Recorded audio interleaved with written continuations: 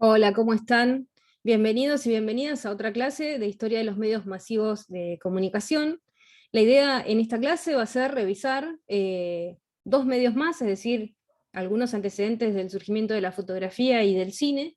Vamos a ver mayormente algunos detalles acerca de la recepción. Venimos clasificando nuestro estudio de la historia de los medios a partir de los ejes que propone también Williams de alguna forma, y, bueno, y las teorías asociadas a las industrias culturales, en términos de producción, circulación y consumo de estos medios, haciendo énfasis más que nada en la producción y en el consumo, haciendo énfasis en la producción en términos de cuando emergen antecedentes técnicos importantes o interesantes que nos ayuden a pensar en una perspectiva posible histórica de los medios de comunicación, y también cuáles son los contenidos de esa producción, es decir, qué programas, qué revistas, con cuáles temas, con cuáles aspectos o géneros se construyen esos contenidos.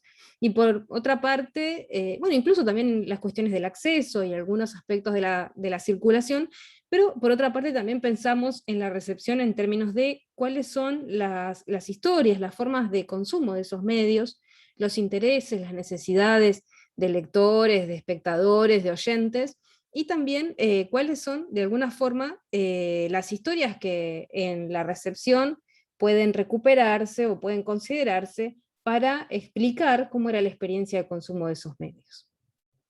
Esto es un posicionamiento político y teórico, decíamos en otras clases, porque implica no considerar a la historia como una sola historia, es decir, una sola versión de la historia que por lo general ha considerado, si pensamos a la historia desde una perspectiva no crítica, ha considerado básicamente la historia de autores o de las mismas innovaciones. Podría pensarse desde el sentido común que historia de los medios de comunicación masivos refiere a los antecedentes solamente de la creación del teléfono, de la radio, del telégrafo, ¿no? O de otros medios de comunicación. Y sin embargo, la propuesta que hacemos aquí es pensar de un modo más relacional otros aspectos que hacen a la noción de medios de comunicación como tecnologías, ¿no? De comunicación, de acuerdo a la propuesta que habíamos revisado de Raymond Williams. ¿Esto qué implica? Bueno, implica pensar de alguna forma que los productos culturales, los productos de los medios que estamos revisando, las películas, los programas de radio, las revistas, el diario mismo, los cómics, los juegos, los videojuegos, incluso cuando vayamos a lo que tiene que ver con la digitalización de la vida o de las experiencias de medios digitales, podemos pensar que son productos de alguna forma de esa relación dialógica o dialéctica entre la producción del proceso de un todo proceso de comunicación o de toda industria cultural, en este caso, la producción establece un diálogo con la recepción, y podemos pensar entonces que los productos de estos medios son justamente la mediación, lo que está en el medio entre la producción y la recepción. Es decir, pensemos a estos medios como el resultado de un diálogo entre diferentes roles, profesiones, sectores de nuestra sociedad. Y cómo se establece justamente ese diálogo, pensémoslo también en términos de tensiones y también, ¿por qué no?, de conflictos, como lo propone Williams. También vimos que las tecnologías de comunicación, además de tener algunos aspectos técnicos, tienen otros aspectos, como el hecho de que se constituyen como organizaciones sociales, ¿sí?, que participan de procesos de creación de sentido, es decir, le dan otros sentidos a la experiencia en la vida cotidiana de las personas, tienen un fuerte impacto, y esta producción de sentido se da también en relación con otras instituciones o otras organizaciones de la sociedad, en términos de, bueno, regulación, control, incluso políticas de acceso, ¿no?, con todo el accionar que el Estado pueda poner en marcha, que el mercado pueda poner en marcha, que las instituciones familiares, religiosas, recreativas, etcétera, etcétera, que hacen a nuestra sociedad, habilitan para que nosotros podamos estar en convivencia con esas formas de creación de sentido. Entonces, instituciones sociales en relación con otras, eh, también en términos de asimetrías, ¿Y por qué pensábamos las asimetrías? Porque como veíamos, lo que tenía que ver con la escritura o la posesión de las formas de acceso a la escritura estaban asociadas en la Edad Media con una institución fuerte como la institución religión, ¿no? En el caso que encarnaba la Iglesia Católica, y por otra parte vimos también cómo la creación de los estados, de manera posterior, en la Edad Moderna, va a modificar esa relación y esas formas de acceso, y cómo también a partir de la revolución industrial y la práctica, la puesta en marcha de capitalismos y de mm, migraciones hacia las ciudades, van a haber otros contextos y otros escenarios sociales que van a habilitar también formas de consumo de medios y de producción también que van a ser distintas. Hablar de asimetrías sociales nunca implica pasividad en la instancia de recepción. Vuelvo a señalar que nosotros pensamos al proceso de producción, de todo proceso de producción de comunicación o de todo proceso de generación de estos productos culturales en términos de producción, circulación y consumo.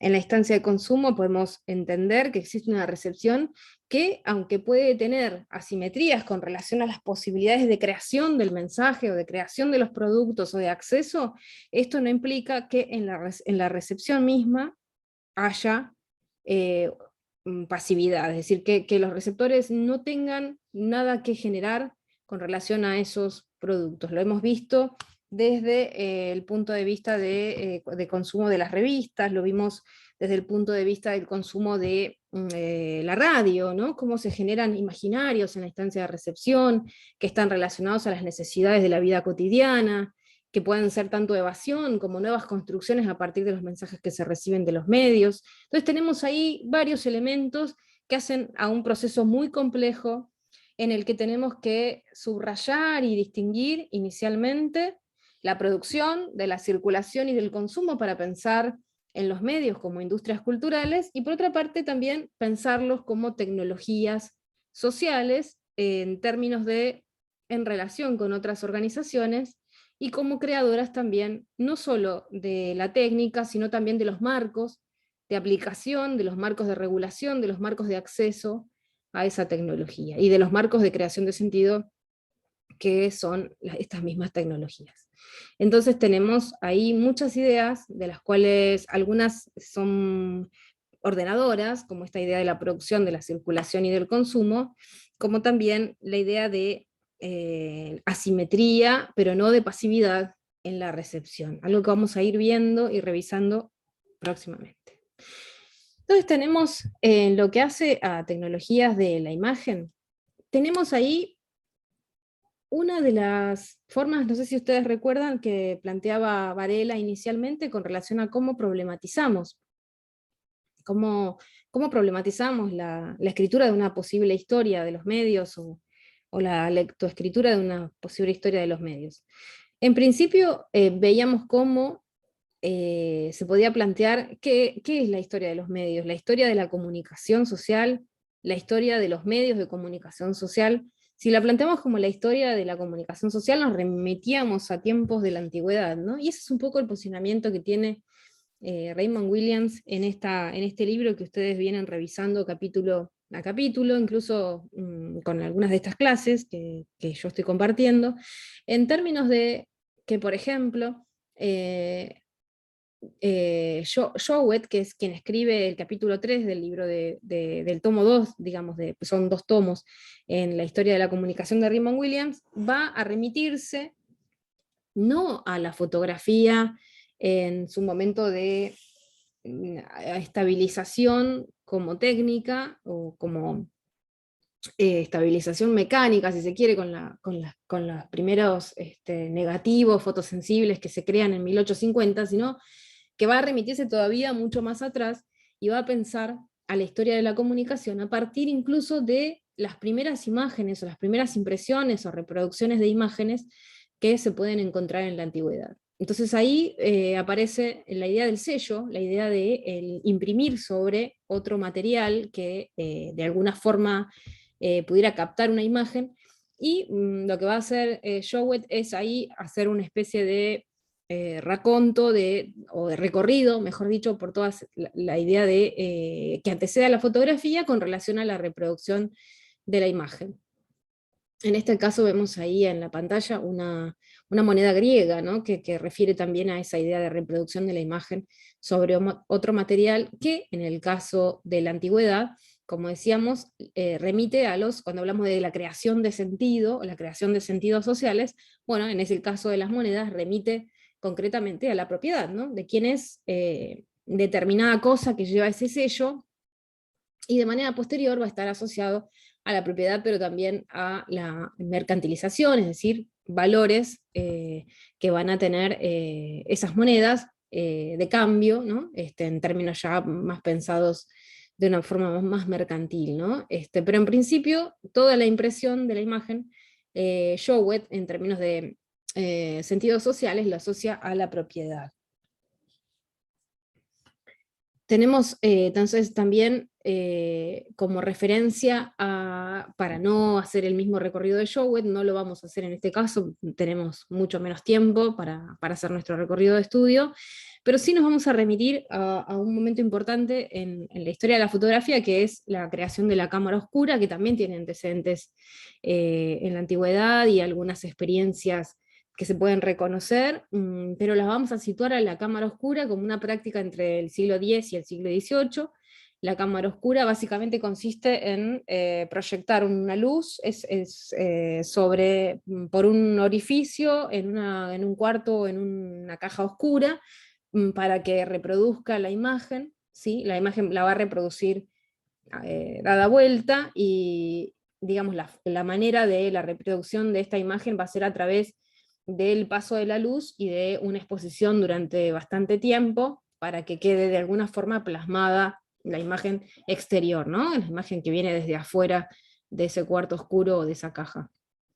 Tenemos acá entonces esa idea de que la cámara oscura, o de la experimentación, o del uso de determinados artefactos para poder captar escenas de lo real, entre comillas, o lo que está afuera, remite a el siglo X, hasta el siglo prácticamente XVIII, teniendo en cuenta, como yo les decía, que en 1850 perdón, en 1727 se va a descubrir, o se va a seguir trabajando, digamos, hasta que se descubre el material fotosensible, o las posibilidades de la plata para tornarse más oscuras por efecto de la luz, y digamos que se va a seguir trabajando con relación a ese material fotosensible para ir perfeccionando o estabilizando, como decíamos en otras clases, la invención de la fotografía. Que en principio, bueno, como ustedes ven, con la cámara oscura tenía grandes periodos de exposición, incluso pasando por el daguerrotipo, que tenía bastante tiempo de exposición, y a mejorar, digamos, a perfeccionar sus formas para la toma de la fotografía, etc., ¿no? Tenemos ahí una película recomendada para ver cómo funcionaba la cámara oscura y cómo entraba en relación con la producción pictórica de su época. En este caso, La joven de la perla es un cuadro eh, de un pintor que retrata a una mujer haciendo uso de la cámara oscura, lo que recrea de alguna forma una novela, bueno, la novela de Tracy Chevalier en los 90, y después la película de Peter Weber en el 2003, básicamente esa historia, la historia, aunque la novela tiene más detalle acerca de cómo se usaba la cámara oscura y qué era la cámara oscura, pueden ver la película, que creo que debe estar en internet, pero bueno, aparece ahí la idea del uso de la cámara oscura como forma de experimentación con la luz sobre diferentes materiales, con distintos dispositivos, para complementar de alguna forma el trabajo pictográfico. De hecho, aparece ahí justamente la idea de cómo se relacionan, aparece ahí en los diferentes textos y en las diferentes bibliografías, cómo se relaciona, digamos, la práctica de la impresión de imágenes, de la impresión de imágenes, y de lo que había hasta antes de poder hacer reproducciones fieles a lo real, en términos de representaciones que se hacían con la litografía, el grabado, mediante procesos manuales, muy artesanales, que tenían que ver justamente con trabajar a partir del uso de la luz sobre diferentes tipos de materiales. En este caso el daguerrotipo aparece como invención de Daguerre en 1839, con el antecedente del diorama, que era una especie de proyección sobre las paredes con diferentes juegos de luces y con las paredes con pinturas y con imágenes y luces. Y esto va a evolucionar en lo que se conoce como daguerrotipo, que son retratos que se usaba para retratar paisajes, ciudades o pueblos y personas de manera posterior. Y acá tienen al daguerrotipo famoso de San Martín, que creo que es el único que existe, la única reproducción de San Martín, creo que es el único daguerrotipo que existe, que de hecho se hacen dos en su momento, ¿no? En 1848 en París, 2 años antes de que muera el prócer, va acompañado creo que por su hija a un estudio y le hacen este daguerrotipo, que incluso hicieron dos en dos posiciones diferentes, y sobrevive, digamos, la más famosa es esta, donde vemos casi una pose napoleónica, que tenía que ver también con lograr cierta comodidad, estabilidad, dado que los daguerrotipos tardaban bastante tiempo tenían mucho tiempo, requerían mucho tiempo de exposición, ¿no? Entonces también hay un trabajo muy fuerte con la luz, que pareciera que viene desde la izquierda, casi cenital, ¿no? Como, con estudios que estaban particularmente creados para eso, para que ingresara la luz durante mucho tiempo, hasta que lograra el material incorporar toda la información que necesitaba para hacer la reproducción o la representación. Lo que ven acá en el otro costado es la recreación digital de esa fotografía. Así que en la actualidad podríamos ver cómo lucía San Martín 2 años antes de morir. Ahí les dejo un link por si quieren leer la nota acerca de la historia del daguerrotipo. Pero bueno, con estos avances, básicamente lo que se hace es trabajar mayormente en los aspectos químicos, ¿no? Técnicos, químicos de la fotografía. Lo que nos lleva también a pensar esta pregunta acerca de cuáles son los antecedentes de la fotografía. Por un lado, bueno, la pregunta es si fueron los pintores, porque si fueron los pintores, entonces es mucho antes de la creación del negativo o del daguerrotipo, o incluso antes del descubrimiento de la fotosensibilidad de la plata, ¿no? Y nos tendríamos que remitir a cómo eran los modos en los cuales los pintores plasmaban o recreaban o representaban a los objetos que representaban. Entonces tenemos la pregunta de si fueron los pintores los que comenzaron a crear el lenguaje fotográfico a partir de esos encuadres, lo que elegían mostrar de aquello que veían, de lo externo, o si en realidad el origen de la fotografía tiene que ver más que nada con descubrimientos, con innovaciones, con la técnica de la fotosensibilidad y los trabajos que se hacían sobre eso y las exploraciones de materiales.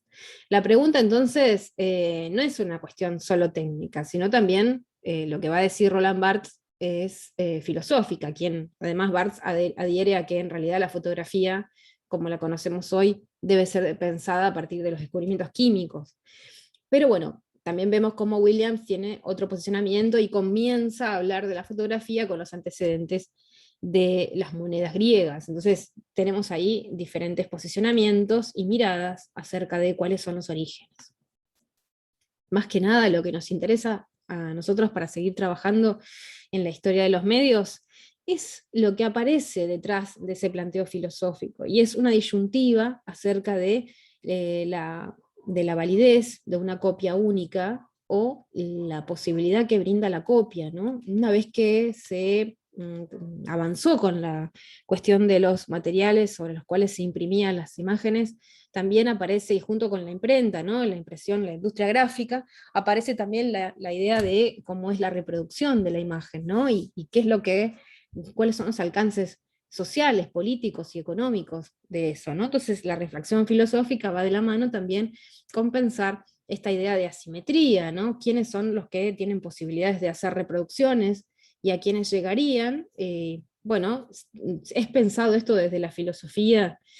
Voy a mencionar a Walter Benjamin como, por ejemplo, una forma de democratización o de llegada al público masivo, ¿no? Por parte de la foto. ¿Y qué implicancias tiene? Lo vamos a seguir viendo ahora más adelante, pero lo que yo quisiera que ustedes recuerden es que hay una disyuntiva que tiene que ver con la unicidad con la unicidad de la copia original, es decir, con todo lo que generaba la idea de tener un original. Piensen en el arte y piensen en las pinturas, por ejemplo, lo que significa contar con un original y el valor que tiene una pieza original y el valor de la experiencia de contemplación de una pieza original, lo que la industria cultural llamaría aura, ¿no? Esa experiencia, ese vínculo relacional con la obra única que me genera a mí en un tiempo y en un espacio, una situación única de contemplación, cuando por otra parte tenemos la idea de reproducción, de copia incluso, ¿no? Visto desde algunas perspectivas como incluso una amenaza. Bueno, este debate no está resuelto, no lo vamos a resolver tampoco en esta clase, pero sí me interesa que ustedes tengan idea de estas disyuntivas para que las vuelvan a retrabajar en algún momento conmigo o en otras materias y en otros abordajes, sobre todo teóricos de la comunicación. Y lo que van a ver también acá es algunos desarrollos actuales, como por ejemplo el de Nina Paley, que es mencionada por Henry Jenkins cuando en uno de sus capítulos de Convergencia, la cultura de la conectividad, la cultura de la colaboración, perdón, pensando en Nina Paley como una activista de la cultura libre, en términos de que ella está a favor de la copia.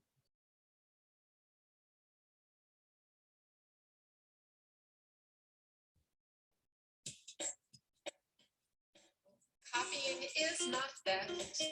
Stealing a thing leaves one less left. Copying it makes one thing more. That's what copying's for. Copying is not theft. Lo que dice en inglés es que la copia no es una amenaza. One for me and one for you. That's what copies can do. If I steal your bicycle, you have to take the bus. But if I just copy it, there's one for each of us. Bueno, básicamente lo que señala ahí es que si hay un original, para poder tener de dos, tendría que robarlo. Y que en el caso de la reproducción, si se puede hacer una reproducción, los dos podemos tener una bicicleta, si la pudiéramos copiar, ¿no? Esa es la idea por ahí de la idea del activismo de la cultura libre, en términos de que la reproducción permite que se acceda y que también de alguna forma se ponga en el juego de la producción artística y de la producción cultural la idea del intertexto, la idea de poner en diálogo muchas obras culturales, y bueno, de ahí surgen también regulaciones o posibilidades legales como el Creative Commons, ¿no? Donde se puede reproducir una obra de arte o un trabajo académico, intelectual o lo que fuera, artístico, literario, lo que sea, siempre y cuando se cite la fuente y no se comercialice con eso, ¿no? Vemos cómo ella, a partir de diferentes obras que están en la web, que ustedes pueden buscar y ver, incluso hay películas de animación interesantes, va a trabajar esas ideas acerca de las potencialidades de la copia.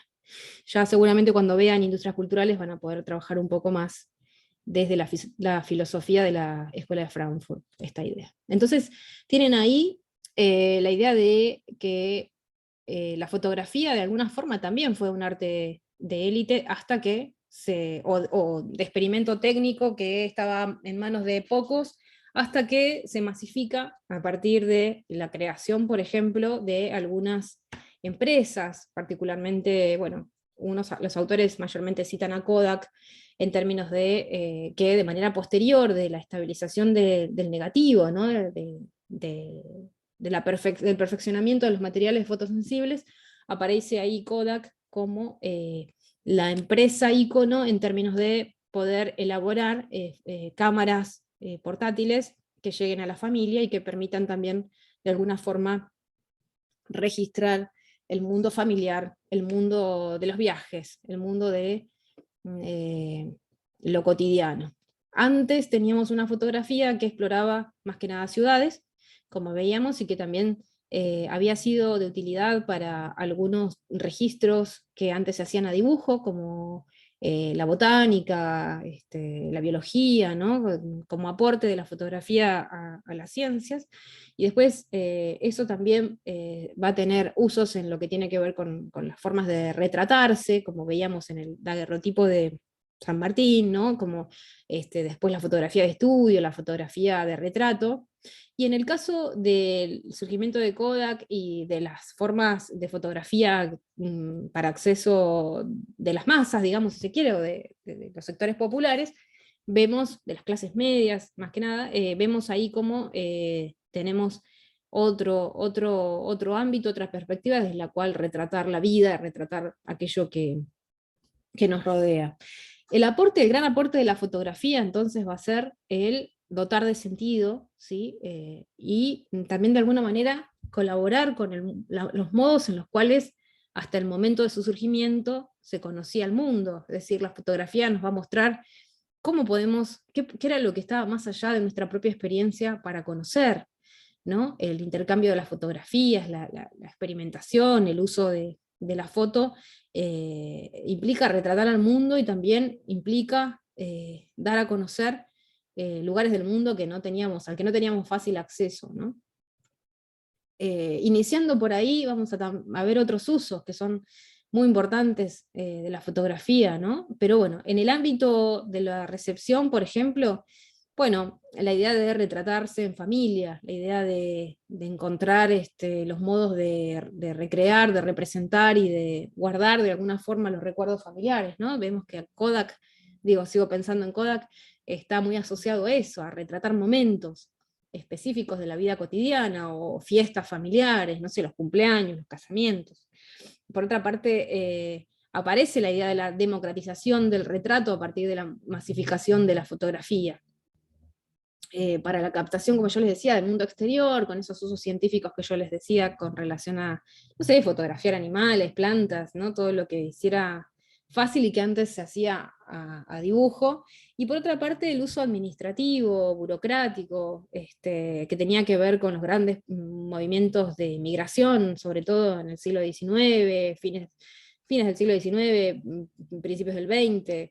Y en 1880 empiezan a realizarse las primeras exploraciones con relación al uso de la fotografía en el periodismo, y ya en 1890 está la fotografía ya como parte del lenguaje de los medios gráficos en colaboración con el texto, ¿no? Aparece ahí la fotografía de la mano, con todo lo que implica, ¿no? La idea de la captura de un objeto, ¿sí? En un tiempo determinado, en un espacio determinado, ¿no? Lo que dicen algunos autores, ustedes van a leer una autora que se llama Merlo, que lo que va a decir Merlo es que en el momento en el que tomamos una fotografía ya es pasado, ¿no? Ya en el momento en el que la captamos y la compartimos en nuestros celulares con otras personas, ya estamos contando de alguna forma aspectos del pasado, pero también aspectos del pasado que tienen claves en términos sociales, ¿no? Cómo estamos vestidos, eh, por quiénes estamos acompañados, en qué momentos del día estamos, ¿no? Si somos de una clase social determinada, si somos de un grupo racial determinado, cuáles son esos anclajes de identidad acerca de los que la foto da información, ¿no? Hay ahí mucha información, y también prácticas que están asociadas a la fotografía. Un elemento interesante que también va a decir Merlo y otros autores es que la fotografía de alguna manera también borra el dispositivo.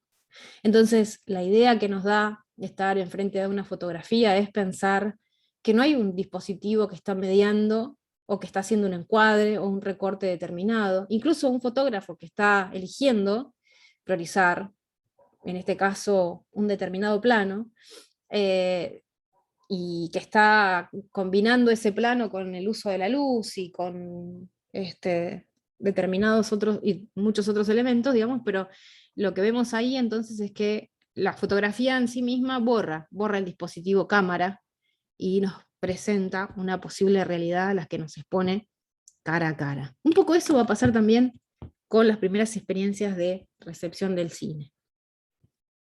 Tenemos entonces que la fotografía tiene un uso también artístico, estético, desde la producción, incluso desde la recepción, ¿no? Y que la pregunta sobre apropiación de fotografía sería también de alguna forma de dónde está la fotografía ubicada en nuestra casa, en nuestro hogar, en qué tipo de fotografías guardamos en el celular, ¿no? Podríamos preguntarnos eso.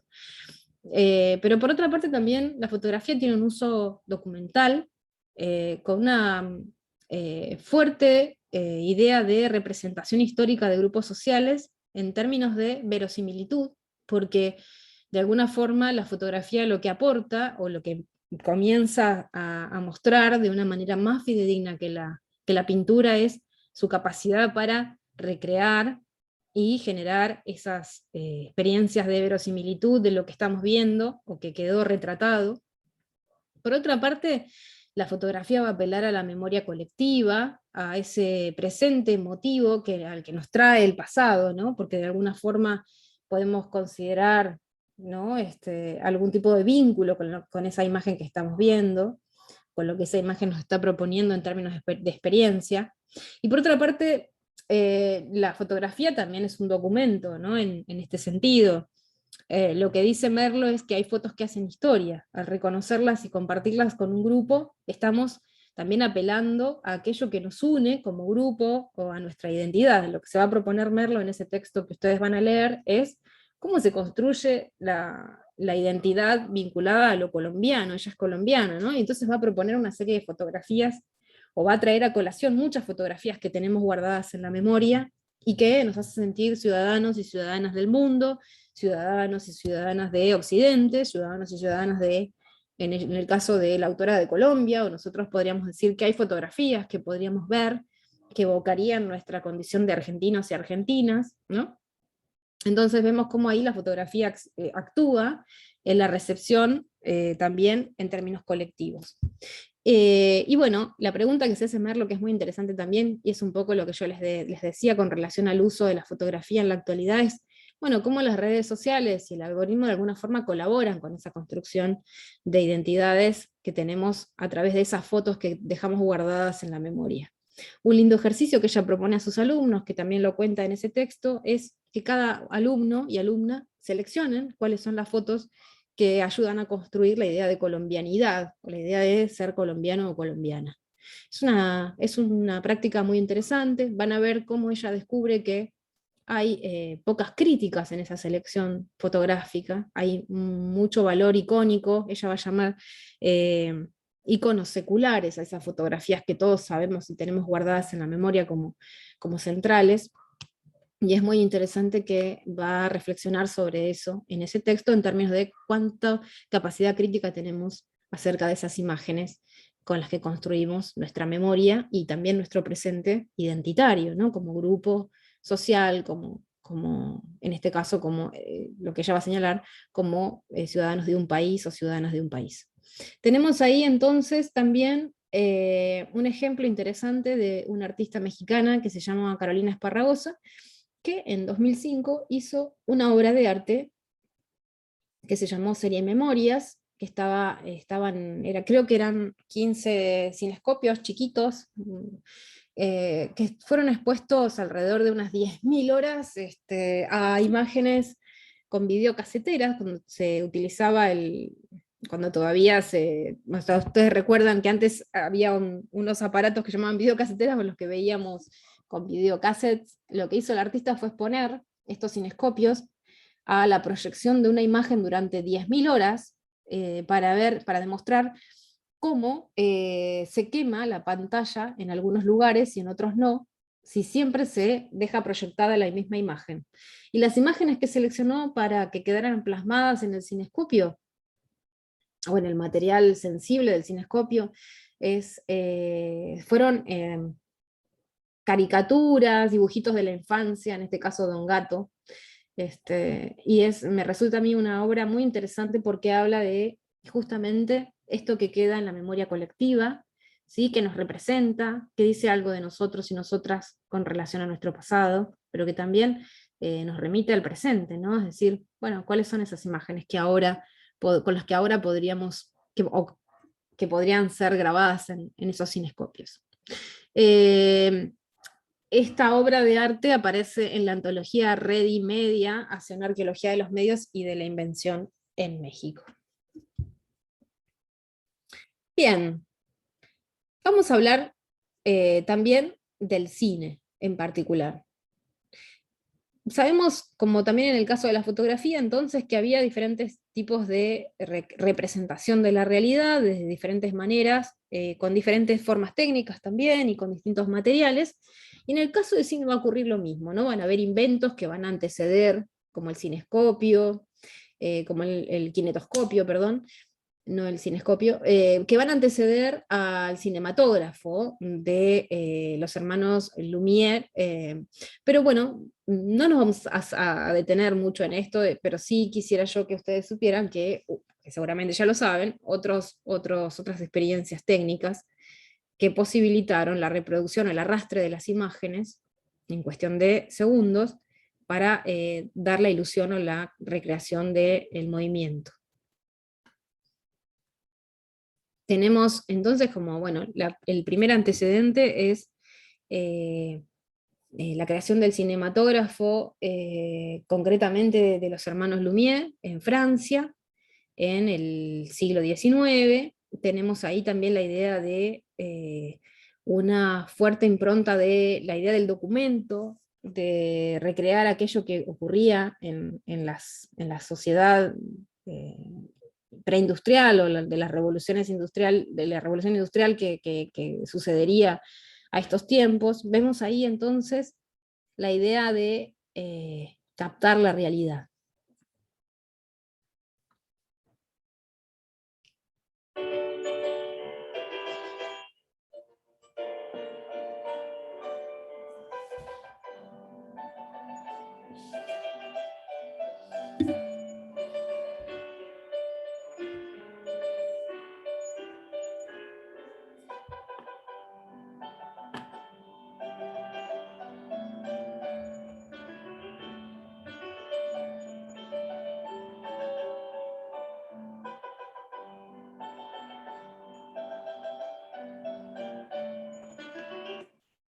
Uno de los elementos interesantes en el caso de los Lumière es que justamente cuando proyectan estas capturas que toman con el cinescopio, con el cinetoscopio, perdón, me sigo equivocando, eligen hacerlo no en los lugares más destacados de Francia, sino que los llevan a cafés, a lugares, después van a organizar las proyecciones en lugares donde, en salas de teatro, por ejemplo, lugares donde, digamos, puede ser pensada una relación con los públicos, que ya estaba dada, porque sí se acostumbraba a hacer proyecciones, diferentes experiencias de reunión, digamos, para consumo de imágenes o de otro tipo de producciones artísticas. Entonces, estaban dadas, o sea, lo que hacen los Lumière es de alguna forma también aprovechar las condiciones en las cuales se recepcionó estas primeras tomas, digamos, o primeros documentos del cine, pensando también, de alguna forma, quizá intuitivamente, en esos posibles públicos. Como vimos recién, algunos autores señalan que cuando se ve la salida del tren, la gente se asusta, ¿no? La gente se sorprende, por lo menos, tiene una experiencia de sorpresa o incluso hasta de temor pensando que el tren se va a salir de la pantalla. Imaginen que no es algo que se viera anteriormente, por lo que, bueno, también aparece la idea del concepto de verosimilitud cinematográfica, es decir, el cine va a crear esa ilusión de que puede recrear la realidad y la puede poner a disposición de manera en movimiento, ¿no? En frente de sus espectadores. Para el caso de la salida de los obreros, va a aparecer algo similar, retratando a lo que fue la clase de trabajadora de la Revolución Industrial, ¿no?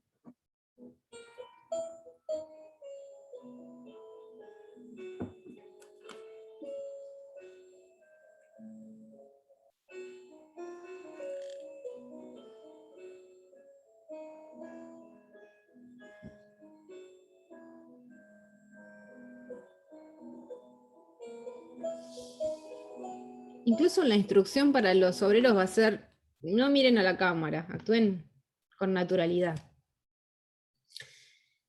Y otro ejemplo de qué es lo que los Lumière van a elegir retratar es la demolición de un muro.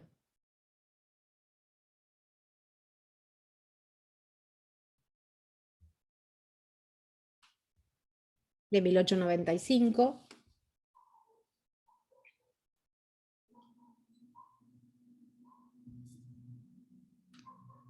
Bueno, vemos a gente que está trabajando.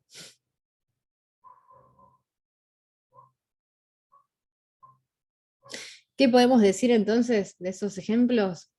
Que el cine nace con un interés fuertemente documental, ¿no? De documento, para crear también esas posibilidades de mostrar o de dejar de alguna forma la prueba de aquello que existió o que los cineastas quisieron perpetuar. Pero de alguna forma también vemos cómo se elige retratar de alguna forma a la maquinaria del siglo XIX, ¿no? Esa locomotora que representa el desarrollo técnico y mecánico del momento, en lo que va a ser de manera posterior grandes descubrimientos o innovaciones en el siglo XX. Cómo van a mostrar también la idea de la máquina, de la fuerza, del avance, ¿no? Que también puede ser metafóricamente asociado al surgimiento de un nuevo arte, en el caso del cine. Y por otra parte vemos también el retrato de personas que estaban trabajando, que estaban en sus quehaceres en cotidianos. Lo que lo que van a hacer también los Lumière es retratar a su propia familia jugando a las cartas.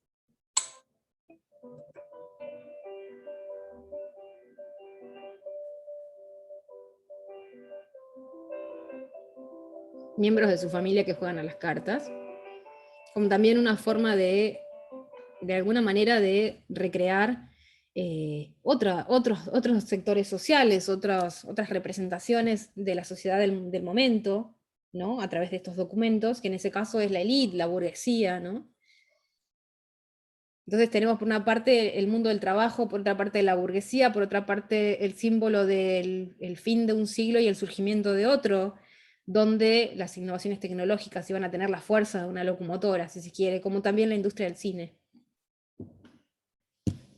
Vemos entonces algo interesante, que es el hecho de que aunque habían desarrollos tecnológicos que hacían posible algunas experimentaciones parecidas al cine en otros lugares como Estados Unidos, Londres, en el caso de Francia o en el caso de los Lumière, particularmente la visión que tienen los hermanos Lumière, entre otras cosas, apunta a que van a aprovechar los espacios de recepción de otras formas de uso de la imagen que ya se habían acostumbrado y que estaban dadas en ciertas clases sociales francesas, pero que después lo van a llevar a otros públicos, ¿no? Van a empezar a crear lo que va a ser un arte popular, porque en sus inicios el cine va a tener como finalidad, incluso si se quiere política, el llegar a diferentes sectores sociales, ¿no? Y también institucionalizarse como arte y no solamente como una técnica. Vemos ahí, entonces, el surgimiento de lo que podríamos pensar es la primera industria cultural del siglo XX, o de arte popular. Pero se le debe a un personaje como Méliès, también francés, la creación del lenguaje cinematográfico. En el caso de Méliès, que sabe que hay unas primeras experimentaciones en Londres y se compra un aparato parecido a un proyector de cine, y que además es un ilusionista interesado en curiosidades como la creación de autómatas y de juego con las cuestiones ópticas. Lo vemos a Lumière interesado también en, de alguna forma, mostrar y plasmar aquello que entendemos como el lenguaje cinematográfico a partir del montaje y del corte. Lo entendemos también en términos metafóricos como la posibilidad del cine de crear un lenguaje en términos de fantasías.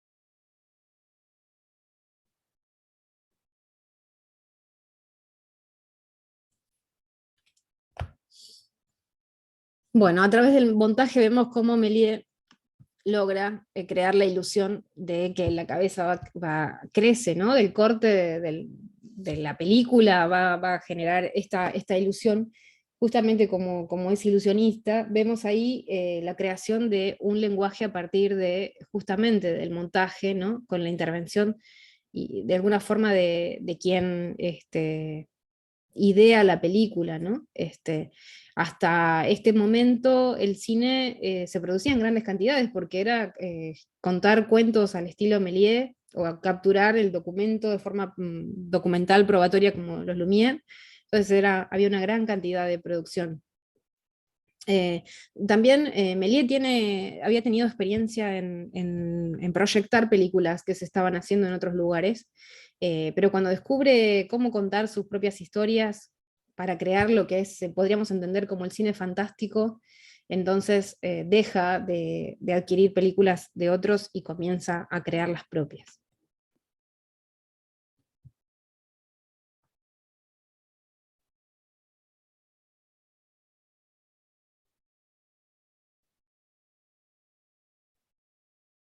Méliès va a crear cientos de películas entonces hasta más o menos 1913, y la guerra va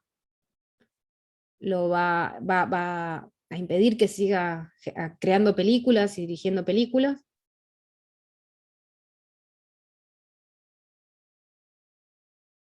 Algo que vamos a ver de manera posterior en diferentes novelas y historias del cine sobre el cine, ¿no? En homenaje a Méliès. Por otra parte, bueno, vemos también cómo esta idea del cine fantástico, que no tiene la finalidad del documento, pero sí está cargado de verosimilitud, son historias que nosotros consumimos y nos creemos como tales porque disfrutamos y porque generan de igual modo procesos identificatorios. Eh, un autor como Gubern, en este libro que se los recomiendo, que se llama Historia del Cine, dice: no se abrirían las puertas del Mar Rojo en Moisés para dar paso a los judíos, ni el gigantesco King Kong derribaría aviones a trompadas en la cúspide del Empire State Building, ni el hombre invisible sería visible. Eso quiere decir que el cine nace con vocación mágica, o sea que es esposo también de la fantasía, ¿no? Habla ahí de todas las posibilidades que se crean a partir de la generación de un nuevo lenguaje que implica justamente aspectos de el montaje y de lo que después van a ser efectos especiales que van a seguir evolucionando hasta nuestros días. No quisiera extenderme mucho más, pero sí decir algunas cuestiones acerca del cine y de su evolución. Hablábamos de la Primera Guerra que de alguna forma frena la producción de Méliès, pero bueno, de manera posterior va a ser Hollywood entonces el gran bastión de producción del cine. Entre los años 30 y 40 va a tener, va a crear géneros, va a tener, ser una industria, a constituirlo como industria, a tener estudios que van a generar 6 grandes géneros, de acuerdo a Sin: la comedia, los musicales, los policiales y los gángster, el drama psicológico, el film de terror y el western. Ustedes pueden pedirnos el material de Bazin para ver qué propone Bazin en términos de cuáles son las películas representativas de esos géneros, pero sin duda van a ser los que van a ser de consumo masivo en ese momento histórico.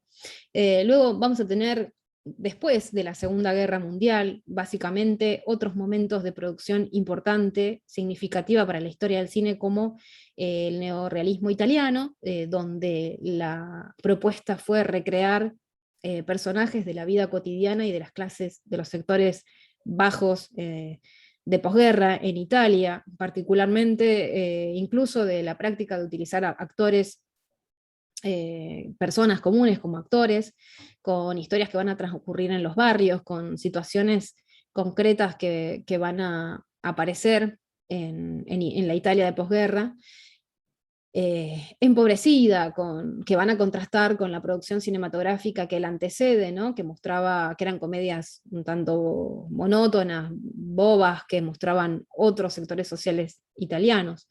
Ladrón de bicicletas es un icono de ese momento, pueden verlo, está completo y fue remasterizado hace muy poco, lo mismo que Roma, están en YouTube.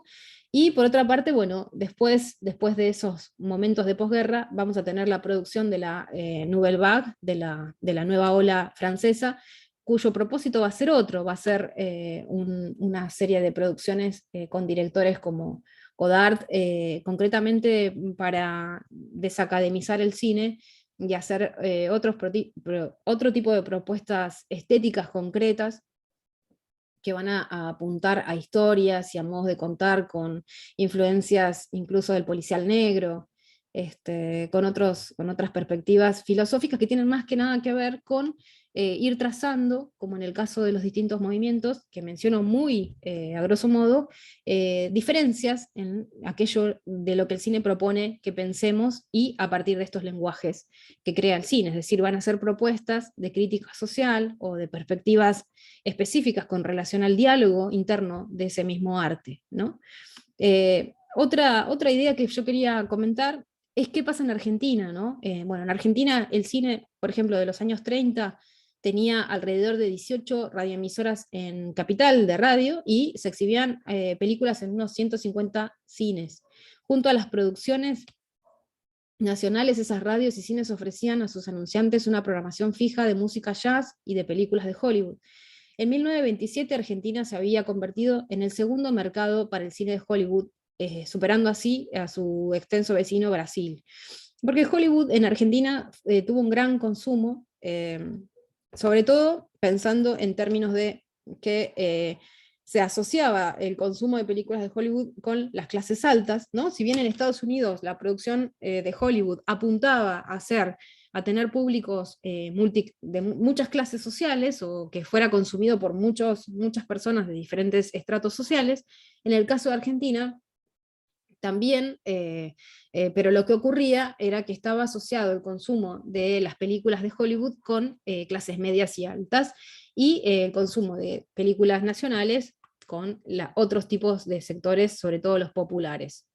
En lo que tiene que ver con la producción de cine argentino, aparece ahí, ante el antecedente en 1904 del cine mudo argentino, con algunas producciones, una muy famosa que se llama Nobleza Gaucha en 1915. En 1930-31 se crea Argentina Sonofilm y Lumington, que son dos grandes estudios.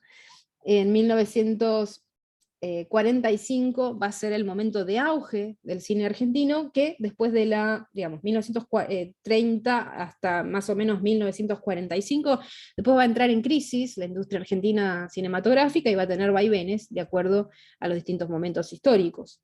Básicamente, vemos ahí en pantalla la primera película sonora, donde actuaban, bueno, Tita Merello, Sandrini, bueno, muchos referentes del Star System del cine argentino, que venían y provenían de teatro, de la radio, y que van a aparecer ahí en esa historia Tango de 1933, primera película sonora argentina. Muy interesante también, está en YouTube, la pueden ver.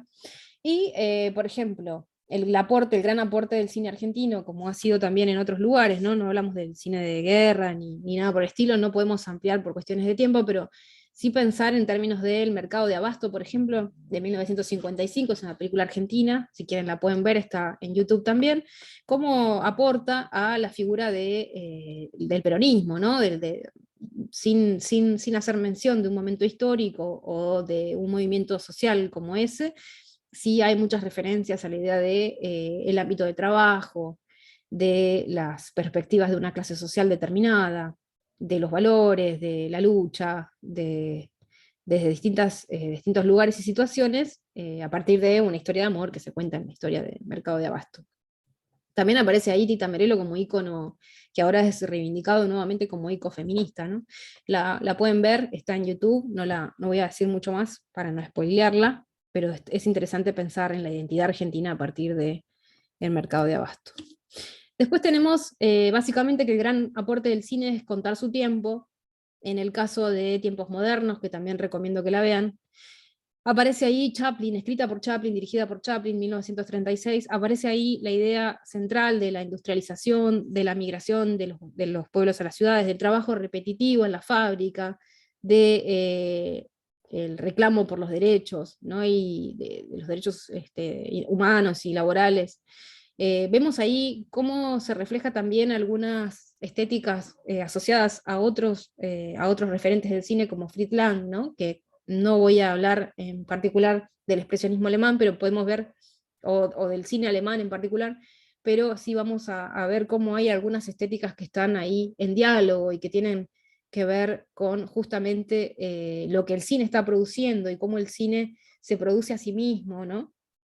Leyéndose a sí mismo a partir de las estéticas y de las propuestas que va a haber en un momento histórico determinado. Es muy interesante, ojalá podamos tener más tiempo para seguirlo conversando. Por otra parte, bueno, otra película que yo quería recomendar, que es El cine hablando sobre sí mismo, el cine hablando sobre el cine, el artista que es de 2011, de Hazanavicius, que en realidad lo que va a mostrar ahí es cómo es el pasaje del cine mudo al cine sonoro, y qué ocurre con ese Star System que está pensado para un cine que tiene que, digamos, no incorpora lo sonoro hasta 1927, y qué ocurre después. Acá yo dejé un antecedente que es lo que se cree es uno de los primeros videos con sonido. Yeah, for a ride on a shoot and shoot. And you know, in the dark mill. Ever been in the dark mill? Well, with me it's all right. I'll kiss you and hug you and see you right over. Now, Mama, stop now. You're getting chittish. Mama, listen, I'm going to sing this like I will if I go on the stage, you know, with this show. I'm going to sing it jazzy. Now get this. Blue sky, smiling at me, nothing but little blue sky. Do I see? Ustedes ahí van a tener una recreación desde la ficción de esos tiempos en los cuales se produce un cambio en la industria cinematográfica a partir de la aparición del sonido. Por otra parte, otra película que les recomiendo es Cinema Paradiso, que va a hablar también sobre las experiencias de cine y memoria, de cine, infancia y memoria en particular, dirigida por Tornatore. Es una película muy premiada, muy interesante, una coproducción de Francia e Italia, que va, bueno, a contar las experiencias de este niño con relación a el cine y las formas de consumo colectivo del cine, y sobre todo las idiosincrasias del pueblo vinculadas a poder participar, ser parte de la experiencia del cine como un elemento más dentro de un pueblo. Lo van a ver y lo van a poder disfrutar porque es muy interesante también. Cinema Paradiso, y es historia del cine contada también desde el cine. Para ver algo más también desde la ficción, aclarando eso, sobre Méliès, pueden buscar La invención de Hugo Cabret, o Hugo, como fue el nombre original, que está dirigida por Scorsese. Es muy interesante. Eh, Desde la historia, que es una historia, que es una novela gráfica escrita por Selznick, que fue una de las primeras novelas gráficas con, digamos, hechas a partir de los esquemas en dibujos y recreado después por el cine con Scorsese, sobre la historia de Méliès y la invención de, entre otras cosas, del cine, pero también de los autómatas. Es muy interesante. Otra película que les voy a pedir sí que la vean, se las voy a dejar a disposición en el UMPA Bimodal, es Caras y Lugares, o Rostros y Lugares. Es la última película que dirige eh, Agnes Barda, que Agnes Barda también aparece como amiga de Godard y como referente de la Nouvelle Vague francesa.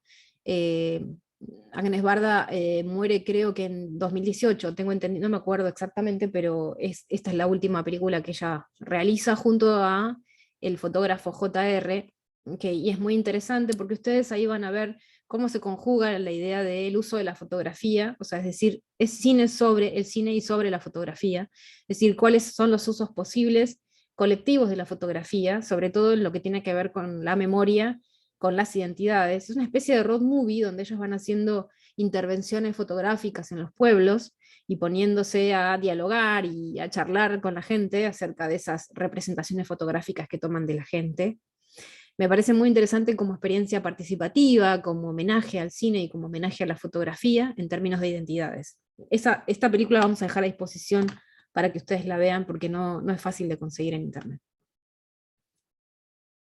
Y finalmente quería nada más también hacer un comentario acerca de lo que hoy el cine está haciendo. Lo que hoy el cine hace es más que nada también explorar las formas en las cuales percibimos su lenguaje y su propuesta. Lo que hace Richard Spuntoff en este trabajo, que se llama Todo lo que se olvida en un instante, es precisamente un documental que apela a la memoria, en la que va a contar los antecedentes de su familia, que es una familia judía, y lo va a hacer de un modo muy particular como extranjero en Buenos Aires, retratando a Buenos Aires, pero también rompiendo ciertos códigos que tenemos para percibir el cine.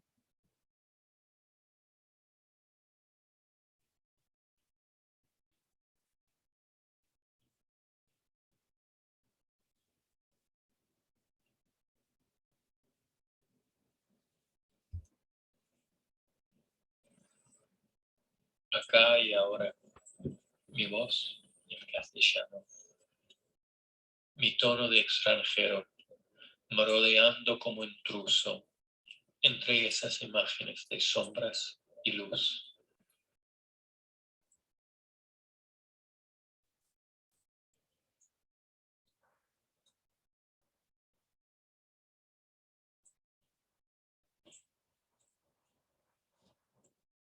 Pero ¿cómo puede ser tan intruso la voz que me sale de la boca extranjera cuando las imágenes también salen de mis ojos extranjeros?